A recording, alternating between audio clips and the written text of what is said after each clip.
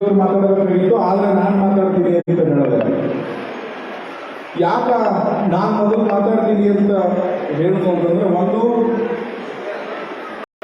ವೇದಿಕೆಯ ಶಿಷ್ಟಾಚಾರ ಏನಪ್ಪಾ ಅಂತಂದ್ರೆ, ಯಾರು ಸಣ್ಣ ಸ್ವಾಮಿಗಳು ಇರ್ತಾರೆ ಅವ್ರು ಮೊದಲು ಪ್ರಾರಂಭ ಆಗಬೇಕು, ದಿವ್ಯ ಸಂವಿಧಾನವನ್ನು ವಹಿಸಿಕೊಂಡಿರ್ತಕ್ಕಂಥವ್ರು ಆಮೇಲೆ ಮಾತಾಡಬೇಕಂತಕ್ಕಂಥದ್ದು ಒಂದು ಕಡೆ. ಜೊತೆಗೆ ಸರ್ ಇದನ್ನ ಆಫ್ ದಿ ರೆಕಾರ್ಡ್ ಕಲಿಲ್ಲ, ಇವು ರೆಕಾರ್ಡ್ ಅಂತ ಹೇಳಿದರು. ಯಾವ ಸ್ವಾಮೀಜಿಗಳು ಮಾತಾಡ್ತಾರೋ ಅಥವಾ ಯಾರು ಬಂದಿದ್ದಾರಲ್ಲ ಇದೆಲ್ಲವೂ ಕೂಡ ರೆಕಾರ್ಡ್ ಆಗ್ತದೆ ಅಂತಕ್ಕಂಥದ್ದು. ಇದು ಅಕ್ಷರಶಃ 100% ಸತ್ಯ ಸರ್, ನನಗೆ ಆಗಿರ್ತಕ್ಕಂಥ ಅನುಭವ. ನಾನು ನೆನಪು ಮಾಡ್ತೀನಿ, ಯಾವುದು ನೆನಪು ಮಾಡ್ತೀನಿ ಅಂತಂದ್ರೆ, ಮೈಸೂರು ಚಾಮುಂಡಿ ಬೆಟ್ಟದಿಂದ ಬೆಂಗಳೂರಿನವರೆಗೂ ನಾವು ಪಾದಯಾತ್ರೆ ಬಂದಿರ್ತಕ್ಕಂಥ ಸಮಯದಲ್ಲಿ ಇದು 12 ವರ್ಷಗಳ ಮೊದಲು. ಅವಾಗ ಬಹಳ ನನಗೊಂದು 24-25 ವಯಸ್ಸಿರ್ಬೋದು, 36-37 ಅಂತಂದಾಗ 10 ವರ್ಷದ ಮೊದಲು. ಅಷ್ಟು ಸಣ್ಣ ವಯಸ್ಸಾದರೂ ಕೂಡ ಆ ವೇದಿಕೆ ಒಳಗಡೆ ಅನೇಕ ಕುರ್ಚಿಗಳಿಗೂ ಕೂಡ ಆ ಮುಂಭಾಗದ ಕುರ್ಚಿಗಳಲ್ಲಿ ದಿವ್ಯ ಸಂವಿಧಾನವನ್ನು ದೊಡ್ಡ ದೊಡ್ಡ ಸ್ವಾಮೀಜಿಗಳಲ್ಲಿ ವಹಿಸಿಕೊಂಡಿರಲ್ಲ. ಆ ವೇದಿಕೆಯಲ್ಲಿ ನಾನು ಮುಂದೆ ಕುಂತಿದ್ದ ಇವತ್ತಿನ ವಿಡಿಯೋ ಯಾರೂ ನನ್ನನ್ನು ಹಿಂದೆ ಕಳಿಸಲಿಲ್ಲ. ಯಾರೂ ಕೂಡ ಸಣ್ಣ ಸ್ವಾಮಿಯಾಗಿ ಯಾಕೆ ನೀವು ಕುಂತಿದ್ದೀರಿ ಅಂತ ಹಿಂದೆ ಕಳಿಸಲಿಲ್ಲ. ಯಾಕೆ ಕಳಿಸಲಿಲ್ಲ ಅಂತಂದ್ರೆ, ಮೈಸೂರಿನ ಚಾಮುಂಡಿ ಬೆಟ್ಟದಿಂದ ಬೆಂಗಳೂರಿನವರೆಗೂ ನಾನು ಅಧ್ಯಕ್ಷ ಜೊತೆಗೆ ಪಾದಯಾತ್ರೆ ಮಾಡಿದೆ. ಸಮಾಜಕ್ಕಾಗಿ ದುಡಿದಿರ್ತಕ್ಕಂಥದ್ದು ಎಲ್ಲಿಗೆ ಹೋಗೋದಿಲ್ಲ, ನಮಗೆ ವಾಪಸ್ ನಮಗೆ ಅದು ಗೌರವ ಕೊಟ್ಟೆ ಕೊಡ್ತಾರೆ. ವಯಸ್ಸುಗಳಲ್ಲಿ ನಾವು ಸಣ್ಣವರಿರ್ಲಾಗ ಅಥವಾ ದೊಡ್ಡವರಿರ್ಲಾಗ. ಇದನ್ನು ಇಲ್ಲಿ ಯಾಕೆ ಹೇಳ್ತೀನಿ ಅಂತಂದ್ರೆ, ಯಾರೇ ಆಗಿರ್ಲಿಲ್ಲ, ನಾವುಗಳು ಪಟ್ಟಿರ್ತಕ್ಕಂಥ ಶ್ರಮ, ಸಮಾಜಕ್ಕೆ ನೀಡಿರ್ತಕ್ಕಂಥ ಸಮಯ ಇವತ್ತಲ್ಲ ನಾಳೆ ನಮಗೆ ಫಲ ಕೊಟ್ಟೇ ಕೊಡ್ತದೆ ಅಂತಕ್ಕಂಥ ಇದನ್ನು ಅರಿವಿಟ್ಟುಕೊಂಡು ನಾವು ಈ ಪಾದಯಾತ್ರೆಯನ್ನು ಪ್ರಾರಂಭ ಮಾಡಬೇಕು. ಯಾರು ದುಡಿದಾರೋ ಅವರು ಪಡ್ಕೊಳ್ತಾರೆ ಅಂತಕ್ಕಂಥದ್ದು. ಸುಮ್ಮನೆ ಒಂದು ಮಾತನ್ನು ಹೇಳ್ತೀನಿ ನಾನು. ಈ ವೇದಿಕೆಯಲ್ಲಿ ಹಟ್ಟಿ ಚಿನ್ನದಗಣಿಯ ನಿಗಮದ ಅಧ್ಯಕ್ಷರು ಮಾನಪ್ಪ ವಜ್ಜಲವರು ಬಂದಿದ್ದರು. ಸುಮ್ಮನೆ ಹೇಳಿದ್ರು, ಸುಮ್ಮನೆ ಅದು ಅಷ್ಟು ಸೀರಿಯಸ್ ತಗೋಬೇಡ್ರಿ, ಆದರೂ ಸತ್ಯ ವಾಸ್ತವ ಹಂಗೆ ಇರ್ತದೆ. ಒಂದೊಂದು ಸಲ ವಿಶ್ವಕರ್ಮರು ನಾವು ಮೂರ್ತಿಯನ್ನು ಮಾಡಿಕೊಟ್ರೆ ಅದು ಪೂಜೆ ಮಾಡಲು ಯೋಗ್ಯ ಅಂತಕ್ಕಂಥದ್ದು ಗೊತ್ತದ. ವಿಶ್ವಕರ್ಮರು ಮಾಂಗಲ್ಯವನ್ನು ಮಾಡಿಕೊಟ್ರೆ ಅದು ಮುತ್ತೈದೆಯ ಸೌಭಾಗ್ಯವನ್ನು ಹೆಚ್ಚಿಸತಕ್ಕಂಥ ತಾಳಿಗಳು ಅಂತ ನಿಮಗೆ ಗೊತ್ತದ. ನನಗನ್ನಿಸ್ತು, ಲಕ್ಷ್ಮೀ ಗೋಲ್ಡ್ ಪ್ಯಾಲೇಸ್ನಲ್ಲಿ ನಾನು ಬಂಗಾರ ಖರೀದಿ ಮಾಡಕ್ಕೆ ಹೋಗಿದ್ದೆ ಅಂತಕ್ಕಂಥ ಮಾತನ್ನು ಕೇಳಿದ್ರೆ ನನಗೊಂದು ಮಾತನ್ನಿಸ್ತು. ಬಹುಶಃ ನೀವು ಅವತ್ತು ಲಕ್ಷ್ಮೀ ಗೋಲ್ಡ್ ಪ್ಯಾಲೇಸ್ ಒಳಗೆ ಬಂಗಾರ ಖರೀದಿ ಮಾಡಿದಾಗ ಇವತ್ತು ಶೆಟ್ಟಿ ಜಿಲ್ಲೆಯ ನಿಗಮದ ಅಧ್ಯಕ್ಷರಾಗಿರೋ ಕೂಡ ಈ ಮಾತು ನನಗೆ ಹೇಳಬೇಕು. ಯಾಕಪ್ಪ ಅಂತಂದ್ರೆ, ವಿಶ್ವಕರ್ಮರು ಇದು ಸಾಮಾನ್ಯ ಸಮಾಜ ಅಲ್ಲ, ಇದು ದೇವರನ್ನ ಮಾಡಿಕೊಡುವಂಥ ಸಮಾಜ.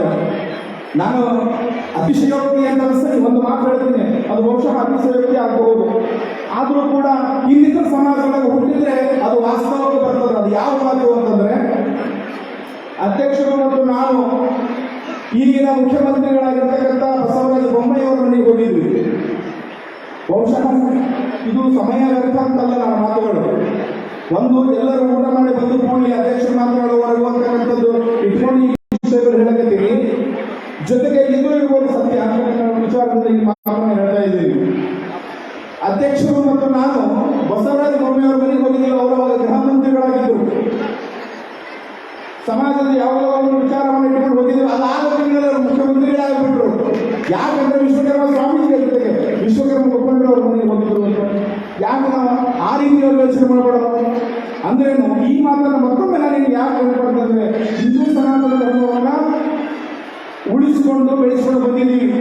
ಇವತ್ತು ಯಾರೆಲ್ಲ ಇದ್ದಾರೆ, ಇವತ್ತು ಅನೇಕ ಸಂಘಟನೆಗಳದಾವ, ಭಾರತ ದೇಶದೊಳಗ ಅನೇಕ ರಾಜಕಾರಣಿಗಳದಾವ. ಈ ದೇಶದಲ್ಲಿ ಏನಾದರೂ ಯಾವುದೇ ಒಂದು ವಿಷಯವನ್ನು ಇಟ್ಕೊಂಡು ಮಾತನಾಡಿದರೆ ಅದರ ತಳಹದಿ ನಾವಿದ್ದೀವಿ, ಅದರ ಬೇಸ್ಬಿಟ್ಟು ನಾವಿದ್ದೀವಿ. ಅವರು ಸನಾತನ ಧರ್ಮವನ್ನು ತಿಳ್ಕೊಂಡ್ರೆ ಆ ಸನಾತನ ಧರ್ಮದ ಉಳಿವಿಗೋಸ್ಕರ ಅನೇಕ ಕೊಡುಗೆಗಳನ್ನು ಕೊಟ್ಟಿರ್ತಕ್ಕಂಥದ್ದು ನಮ್ಮ ಸಮಾಜದ ಶಿಲ್ಪಿಗಳು. ಇಲ್ಲಿಯ ಧಾರ್ಮಿಕ ಆಚರಣೆಗಳಿಗೆ ಬೇಕಾಗಿರ್ತಕ್ಕಂಥ ವಸ್ತು ವೈವಿಧ್ಯಗಳನ್ನು ಮಾಡಿಕೊಟ್ಟವರು ಈ ಸಮಾಜದವರು. ಇವತ್ತು ಅನೇಕ ರಾಜಮನೆತನಗಳು ಅವು ಸುಭದ್ರವಾಗಿ ಉಳಿಬೇಕಾಗಿರ್ತಕ್ಕಂಥ ಅವರಿಗೆ ಬೇಕಾಗಿರ್ತಕ್ಕಂಥ ಆಗಿರ್ತಕ್ಕಂಥ ಯುದ್ಧದ ವಸ್ತುಗಳನ್ನು ಮಾಡಿಕೊಟ್ಟಿರ್ತಕ್ಕಂಥ ಈ ಸಮಾಜ, ಅಂದ್ರೆ ಈ ಸಮಾಜ ಎಲ್ಲಿ ಇರ್ತದೋ ಅಲ್ಲಿ ಎಲ್ಲವೂ ಕೂಡ ಒಳ್ಳೆಯದೇ ಆಗ್ತದೆ ಅಂತಕ್ಕಂಥದ್ದು. ಆದರೆ ನಾವು ಮತ್ತೊಬ್ಬರಿಗೆ ಒಳ್ಳೆಯದು ಮಾಡ್ತಾ ಮೇಣಬತ್ತಿ ಬೆಳಕನ್ನ ಕೊಡ್ತಾ ಕೊಡ್ತಾ ಕರಗಿ ಅದು ಹೆಂಗ ನಶಿಸಿ ಹೋಗಬೇಕಾಗ್ತದಲ್ಲ, ಆ ರೀತಿ ಒಳಗೆ ನಮ್ಮ ಸಮಾಜ ನಾವು ಮತ್ತೊಬ್ಬರಿಗೆ ಪರೋಪಕಾರಿಗಳಾಗಿದ್ರೂ ಕೂಡ ಈ ಒಂದು ಪ್ರಜಾಪ್ರಭುತ್ವದಲ್ಲಿ ಸ್ವಾತಂತ್ರ್ಯದ ನಂತರದಲ್ಲಿ ವಿಶ್ವಕರ್ಮ ಸಮಾಜಕ್ಕೆ ಸಿಗಬೇಕಾಗಿರ್ತಕ್ಕಂಥ ಸವಲತ್ತುಗಳನ್ನು ಸಿಗದೇ ಇದ್ದದನ್ನು ಇಟ್ಟುಕೊಂಡು ನಮ್ಮ ರಾಜ್ಯಾಧ್ಯಕ್ಷರು 25 ವರ್ಷಗಳಿಂದಲೂ ಕೂಡ ಅನೇಕ ಪೂಜ್ಯರುಗಳನ್ನು ಕರೆದುಕೊಂಡು ರಾಜ್ಯದಲ್ಲಿರ್ತಕ್ಕಂಥ ಬಡವ ಬಡವರನ್ನೆಲ್ಲ ತಮ್ಮ ಜೊತೆಗೆ ತಗೊಂಡುಕೊಂಡು ಈ ಸಮಾಜವನ್ನು ಕಟ್ಟಬೇಕು, ಇದಕ್ಕೆ ಶಕ್ತಿಯನ್ನು ತುಂಬಬೇಕು ಅಂತ ಹೇಳಿ ಅನೇಕ ಹೋರಾಟಗಳನ್ನು ಮಾಡಿರ್ತಕ್ಕಂಥದ್ದು ಇಲ್ಲಿ ತಮ್ಮೆಲ್ಲರಿಗೂ ತಿಳಿದಿರ್ತಕ್ಕಂಥ ವಿಷಯ. ಜೊತೆಗೆ ಇವತ್ತು ನಾನು ಇಲ್ಲಿ ಒಂದು ಸ್ಪಷ್ಟವಾಗಿ ಒಂದು ಮಾತನ್ನು ಹೇಳಬೇಕಂತ ಅನಿಸ್ತದೆ ನನಗೆ. ಅದು ಯಾವುದು ಅಂತಂದ್ರೆ, ನಮ್ಮ ಅಧ್ಯಕ್ಷರು ಒಂದು ವಿಚಾರವಾಗಿ ಒಂದು ಸಲ ನಿರ್ಧಾರ ಮಾಡಿದಂದ್ರ ಅದನ್ನ ಮಾಡಿಯೇ ಮಾಡ್ತಾರೆ ಅನ್ನುವುದಕ್ಕೆ ನಾನು 2 ಉದಾಹರಣೆಗಳನ್ನು ಕೊಡ್ತೀನಿ. ವಿಶ್ವಕರ್ಮ ಜಯಂತ್ಯೋತ್ಸವವನ್ನು ಇಟ್ಟುಕೊಂಡು ಪಾದಯಾತ್ರೆ ಜೊತೆಗೆ ಸಂಘಟನೆಯನ್ನು ಮಾಡಿದರು. ಅದನ್ನ ಸರ್ಕಾರದಿಂದ ಅವರೇ ಸ್ವತಃ ಮಾಡಿಸಿದರು. ಜೊತೆಗೆ ಇನ್ನೂ ಒಂದು ಉದಾಹರಣೆ, ಜಗ್ಗಣಾಚಾರ್ಯ ಸಂಸ್ಮರಣ ದಿನಾಚರಣೆ ಮತ್ತು ನಿಗಮ ಇರಬಹುದು. ಈ 2 ವಿಷಯವನ್ನು ಕೂಡ ಅವರು ಸಂಘಟನೆಯಿಂದ ನಮ್ಮ ಸಮಾಜದ ಮುಡಿಗೆ ತಂದುಕೊಟ್ಟಿರ್ತಕ್ಕಂಥದ್ದು. ಇವತ್ತು ಕೂಡ ಪರಿಶಿಷ್ಟ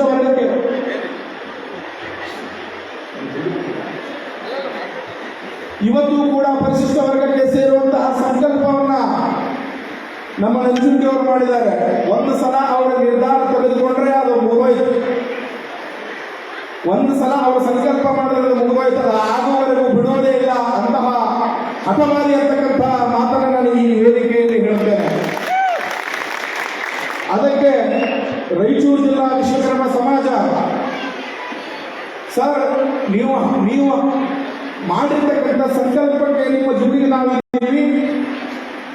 ನೀವು ಕೂಡ ಮಾಡಿರ್ತಕ್ಕಂಥ ಸಂಕಲ್ಪ ಅದು ಸಮಾಜಕ್ಕೋಸ್ಕರ, ಈ ಸಮಾಜ ಬೆಳಿಬೇಕು, ಈ ಸಮಾಜ ಉಳಿಬೇಕು ಅನ್ನುವ ನಿಟ್ಟಿನೊಳಗೆ ನೀವು ಮಾಡಿರ್ತಕ್ಕಂಥ ಸಂಕಲ್ಪಕ್ಕೆ ನಿಮ್ಮ ಜೊತೆಗೆ ನಾವು ನಿಮ್ಮ ಕೈಗೆ ನಾವು ಕೈ ಜೋಡಿಸ್ತೀವಿ ಅಂತಕ್ಕಂಥ ನಿಟ್ಟಿನೊಳಗೆ ರಾಯಚೂರು ಜಿಲ್ಲಾ ವಿಶ್ವಕರ್ಮ ಸಮಾಜ ಈ ಪಾದಯಾತ್ರೆಯನ್ನ ಇಲ್ಲಿ ಹಮ್ಮಿಕೊಂಡಿದೆ. ಸಮಾಜದಲ್ಲಿ ಅನೇಕ ಪಾದಯಾತ್ರೆಗಳಾದವು. ನನಗೆ ಅನಿಸ್ತದ ಬಹುಶಃ ಸಾಮಾಜಿಕ ನ್ಯಾಯ ಇತ್ತಪ್ಪ ಅಂತಂದ್ರೆ, ಸರ್ಕಾರದಲ್ಲಿ ಸಾಮಾಜಿಕ ನ್ಯಾಯ ಇತ್ತು, ಇವರು ಕೂಡ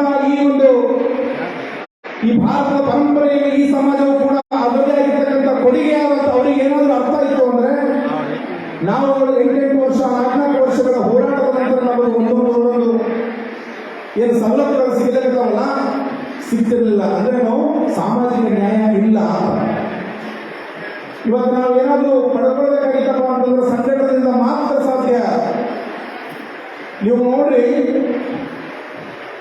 ಈ ಪಕ್ಷಿಗಳನ್ನ ಬಿಡಬೇಕು ಅಂತ ಬುದ್ಧಿವಂತ ನಿಮ್ಗೆ ಗೊತ್ತಿರಬೇಕು. ಒಬ್ಬ ಅತ್ಯಂತ ಬುದ್ಧಿವಂತ ಒಂದು ಬುಟ್ಟಿಯನ್ನು ಇಟ್ಟು ಅದರ ಜೊತೆಗೆ ಅನೇಕ ಹಗ್ಗಗಳನ್ನು ಕಟ್ಟಿದ.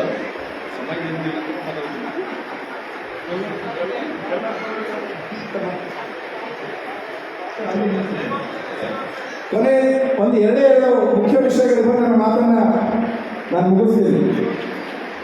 ಏನು ಅಂತಂದ್ರೆ, ಒಂದು ನಿಮ್ಮೆಲ್ಲರಿಗೂ ಗೊತ್ತದ ಸಂವಿಧಾನ ಶಿಕ್ಷೆ ಅಂತ ಅವರ ಅಸ್ಪೃಶ್ಯರ ಹುಟ್ಟಿಗಳು ಕೂಡ ಅತ್ಯಂತ ಮೇಧಾವಿಗಳಾಗಿದ್ದು ಅತ್ಯಂತ ವಿದ್ವಾಂಸರಾಗಿದ್ದರು. ಅವರು ಬಹಳಷ್ಟು ಬೆಳೆದು ಎಷ್ಟು ಬೆಳೆದಪ್ಪ ಅಂತಂದ್ರೆ, ದೇಶ ವಿದೇಶಗಳಲ್ಲಿಯೂ ಕೂಡ ಅಂಬೇಡ್ಕರ್ ಅಂದರೆ ಯಾರು ಅಂತ ಗೊತ್ತಿತ್ತು. ಅವರಿಗೆ ಯಾವುದೇ ಅವಶ್ಯಕತೆ ಇರಲಿಲ್ಲ. ಈ ಸಮಾಜಕ್ಕೆ ನಾನು ಹುಟ್ಟಿರ್ತಕ್ಕಂಥ ಸಮಾಜ ಕಷ್ಟದಲ್ಲ ಅಂತ ತಿಳ್ಕೊಂಡು ಅವರು ವೈಯಕ್ತಿಕವಾಗಿ ಜೀವನವನ್ನು ಎಷ್ಟು ಬೇಕಷ್ಟು ಆಡಂಬರವನ್ನು ಮಾಡುವಂಥ ಸಾಮರ್ಥ್ಯ ಅವರಿಗಿತ್ತು. ಅವರಿಗೆ ಅನೇಕ ಅನುಕೂಲಗಳಿತ್ತು. ಆದರೂ ಕೂಡ ಅವರು ಅವತ್ತಿನ ದಿವಸದೊಳಗೆ ನಾನು ಪಟ್ಟಿರ್ತಕ್ಕಂಥ ಕಷ್ಟವನ್ನ ಈ ಸಮಾಜ, ನನ್ನ ಸಮಾಜ ಪಡಬಾರದು ಅಂತಕ್ಕಂಥ ನಿಟ್ಟಿನೊಳಗೆ ಅವರು ಈ ಸಮಾಜಕ್ಕೆ ಅನೇಕ ಸವಲತ್ತುಗಳು ಸಿಗಬೇಕಂತ ತಿಳ್ಕೊಂಡು ಸಂವಿಧಾನವನ್ನ ಅತ್ಯಂತ ಜಾಗರೂಕರಾಗಿ ಬರೆದು ಆ ಸಮಾಜಕ್ಕೆ ನ್ಯಾಯವನ್ನು ಕೊಡಿಸ್ತಕ್ಕಂಥ ಕೆಲಸವನ್ನ ಅಂಬೇಡ್ಕರ್ ಮಾಡಿದ್ದಾರೆ. ಜೊತೆಗೆ ಎಲ್ಲರಿಗೂ ಕೂಡ ಸಣ್ಣ ಪುಟ್ಟ ಹಿಂದುಳಿದ ನ್ಯಾಯವನ್ನು ಸಿಗಬೇಕಂತ ಸಂವಿಧಾನವನ್ನು ಮಾಡಿದ್ದಾರೆ. ಅದೇ ರೀತಿ ಒಳಗೆ ಇವತ್ತ ವಿಶ್ವಕರ್ಮ ಸಂವಿಧಾನ ಶಿಲ್ಪಿ ಅಂಬೇಡ್ಕರ್ ಹೆಂಗ್ ಕರೀತಾರಲ್ಲ ಅದೇ ನಿಟ್ಟಿನೊಳಗ ನಂಜುಂಡಿಯವರಿಗೂ ಕೂಡ ಯಾವುದೇ ಕೊರತೆ ಇಲ್ಲ. ಅವರಿಗೆ ಹುಟ್ಟುತ್ತಾ ಶ್ರೀಮಂತರಿದ್ದ ಇಲ್ಲದೇ ಇದ್ದರೂ ಕೂಡ ಅವರ ಜೀವನದಲ್ಲಿ ಅತ್ಯಂತ ಶ್ರೀಮಂತಿಕೆಯನ್ನು ಪಡೆದುಕೊಂಡವರು. ಅವರಿಗೆ ಯಾವುದೂ ಕೂಡ ಇದೇನು ಅವಶ್ಯಕತೆ ಇರಲಿಲ್ಲ. ಅದು ಇದನ್ನ ಯಾತಕ್ಕಾಗಿ ಮಾಡಕತ್ತಾರಪ್ಪ ಅಂತಂದ್ರೆ ಈ ಸಮಾಜ ಉಳಿಬೇಕು, ಈ ಸಮಾಜ ಬೆಳಿಬೇಕು ಅಂತಕ್ಕಂಥ ನಿಟ್ಟಿನೊಳಗ ಮಾಡಕತ್ತಾರೆ ಅಂತಕ್ಕಂಥದ್ದು. ಇನ್ನ ಒಂದು ಕೊನೆಯದಾಗಿ ಒಂದು ಮಾತನ್ನು ಹೇಳಿದ ಮಾತನ್ನ ಮುಗಿಸ್ತೇನೆ. ಮಹಾತ್ಮ ಗಾಂಧೀಜಿಯವರು ಒಂದು ಸಣ್ಣ ಗುಡಿಸಲಿಗೆ ಹೋಗಿದ್ದಾರೆ. ಅವರು ಕೂಡ ಶ್ರೀಮಂತರು.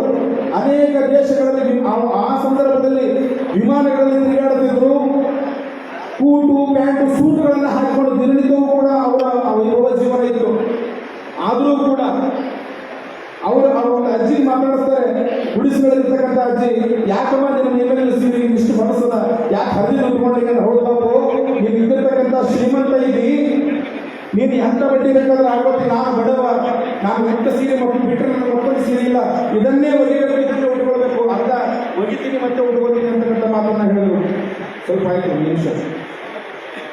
ಅದು ಆ ಸಂದರ್ಭದಲ್ಲಿ ಮಹಾತ್ಮ ಗಾಂಧೀಜಿಯವರು ಸಂಕಲ್ಪವನ್ನು ಮಾಡ್ತಾರೆ, ಈ ದೇಶದ ಬಡತನ ಹೋಗಬೇಕು, ಈ ದೇಶಕ್ಕೆ ಸ್ವಾತಂತ್ರ್ಯವನ್ನು ಸಿಗಬೇಕಂತ ತಿಳ್ಕೊಂಡು ಕೂಟು ಪ್ಯಾಂಟನ್ನು ಬಿಟ್ಟು ತುಂಡು ಪಂಚೆಯನ್ನು ಉಟ್ಟುಕೊಂಡು ಸ್ವತಂತ್ರ ಸಿಗುವವರೆಗೂ ಹೋರಾಟ ಮಾಡಿದರು. ಅಂತಹ ಮಹಾನಾಯಕ ಮಹಾತ್ಮ ಗಾಂಧೀಜಿಯವರು ಇವತ್ತು ವಿಶ್ವಕರ್ಮ ಸಮಾಜದ ಮಹಾತ್ಮ ಗಾಂಧಿ ಅಂತ ನಾವು ನಂಜುಂಡಿಯವರಿಗೆ ಕರೆದ್ರೆ ಅದು ಅತಿಶಕ್ತಿಯೂ ಆಗಲ್ಲ, ಅವರಿಗೆ ನಾವು ಉಪಸ್ಥಿತಿಯೂ ಮಾಡ್ತಿಲ್ಲ ಅಂತಕ್ಕಂಥ ಮಾತನ್ನು ಹೇಳ್ತಾರೆ. ಈ ಒಂದು ಕಾರ್ಯವನ್ನ ಅವರು ಹಾಕೊಂಡಿರ್ತಕ್ಕಂಥ ಸಂಕಲ್ಪಕ್ಕೆ ನಾವು ನೀವೆಲ್ಲರೂ ಕೈ ಜೋಡಿಸೋಣ ಅಂತಕ್ಕಂಥ ಮಾತನ್ನು ಹೇಳ್ತಾ ನನ್ನ ಈ ಮಾತುಗಳಿಗೆ ವಿರಾಮ ಕೊಡ್ತೇನೆ. ಒಬ್ಬ ವಿಶ್ವಕರ್ಮ ಸಂಘಟನೆ ಇದುವರೆಗೆ ಆಶೀರ್ವಾದ ಮಾಡಿದಂತಹ